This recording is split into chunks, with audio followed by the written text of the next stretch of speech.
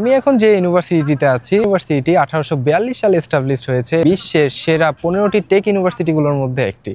কথা বলছি TU Delft বা ডেলফ ইউনিভার্সিটি অফ টেকনোলজি নিয়ে, যে ইউনিভার্সিটিতে 28,000-এরও বেশি স্টুডেন্ট পড়াশোনা করছে এবং সাউথ এশিয়ান অনেক স্টুডেন্ট কিন্তু এখানে পড়াশোনার সুযোগ পেয়ে যাচ্ছে। এই ইউনিভার্সিটিতে 8টি ফ্যাকাল্টি রয়েছে, যার মধ্যে এরোস্পেস ইঞ্জিনিয়ারিং অন্যতম। তো আপনারা যারা এরোস্পেস ইঞ্জিনিয়ারিংয়ে নেদারল্যান্ডসের মতো জায়গায় পড়ালেখা করতে চান, তারা কিন্তু ট্রাই করতে পারেন এখানে অ্যাডমিশন নেওয়ার। টিইউ ডেলফ হচ্ছে নেদারল্যান্ডের হার্ড, রটারডাম এবং ডেন হেগ থেকে খুবই কাছাকাছি, এবং আপনারা যারা হচ্ছে টিইউ ডেলফে স্টাডি করতে আসবেন তারা কিন্তু রটারডাম অথবা ডেন হেগে হচ্ছে থাকতে পারবেন।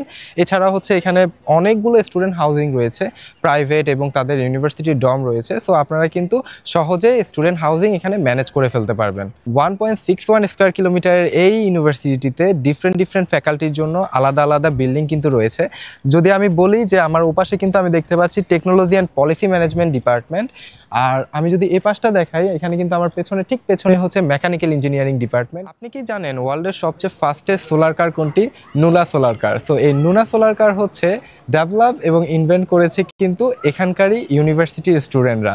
সো টিইউ ডেলফ যদি বলা হয় অ্যাচিভমেন্টের দিক থেকে, একাডেমিক র্যাঙ্কিংয়ের দিক থেকে অথবা এক্সিলেন্সির দিক থেকে পারফেক্ট একটি ইউনিভার্সিটি হতে পারে আপনার জন্য।